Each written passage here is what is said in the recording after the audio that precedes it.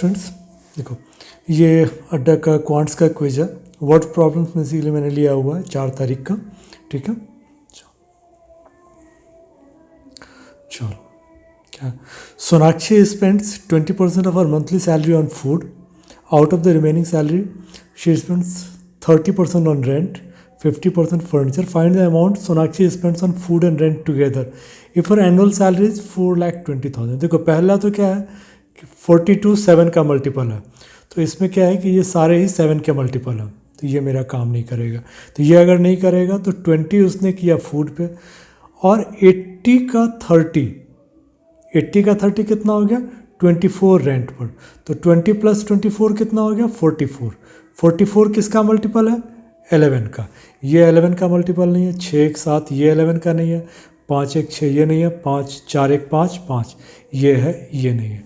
तो ये मेरा आंसर है। तो इसके लिए प्राइम फैक्टर्स है, इजीली इसको कर सकते हैं, कैलकुलेशन से हम लोग बच जाएंगे। Aman spends 18,000 particular in scheme A, basically may be कि इन्वेस्ट करता। Aman invest 18,000 partially in scheme A, which offers 15% per annum at CI, and remaining in scheme B, which offers 25% at CI. After 2 years, he earns 7,725 as interest. Find amount invested on scheme B is what % less or more than the amount invested on scheme A. पहली बार तो ये देखो कि 15 का अगर 2 years का लोगे तो 15 का तुम्हारा जो इफेक्टिव रेट आएगा दैट विल बी 32.25, और 25 का अगर लोगे तो ये आएगा तुम्हारा 62.5, 2R एंड R²। ठीक है, 32.25 62.5। अगर इन दोनों का मैं एवरेज एक अप्रॉक्स देखूं तो ये 30 का गैप है। 30 का गैप है तो इसका मतलब एवरेज लगभग 15 मान लो तो 47%, 50% से थोड़ा कम। 18,000 का 50% आता है 9,000।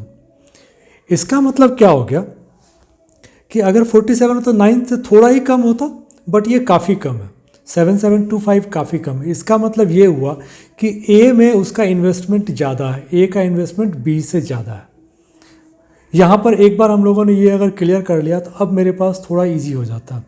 अब देखो क्वेश्चन में बेसिकली क्या, 18,000 को 2 पार्ट में डिवाइड करोगे। पहली बार में तुम्हारे दिमाग में क्या आता है 10 और 8, ए 10 हो जाएगा और बी 8 हो जाएगा। उस केस में 20% मेरा आंसर है। इसके अलावा कोई भी है तो इतना आसान नहीं होगा। 50 में ठीक है कि 12 और 6 कर लोगे, ठीक है, अदरवाइज बहुत डिफ़िकल्ट है कि 18,000 को हम लोग 2 पार्ट में डिवाइड कर पाएँ 20 और 50 के अलावा।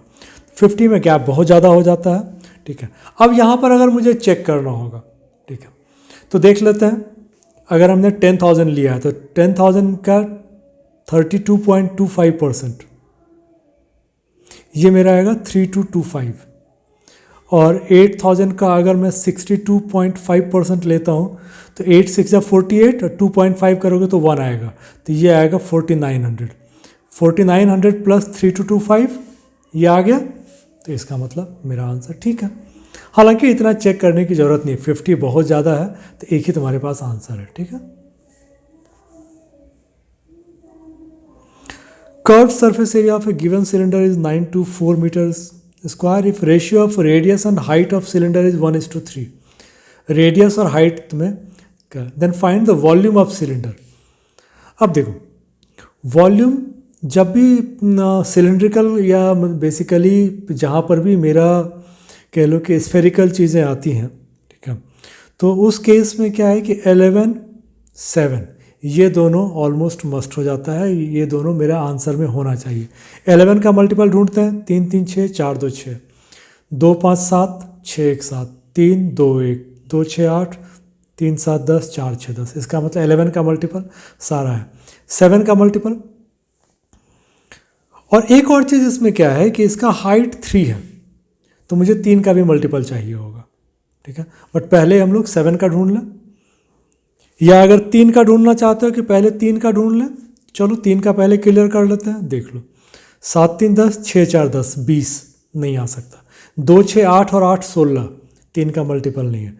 3 और 3 6, 3 का मल्टीपल है।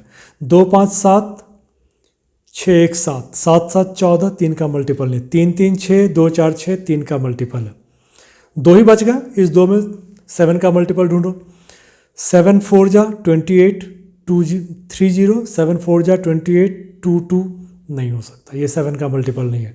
तो मेरे पास फाइनली एक ही आंसर बचा।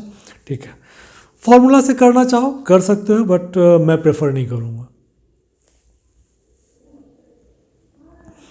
प्रिया can do half of the work in 10 days, मतलब प्रिया का तुम्हारा 20 डेज लगेगा काम करने में।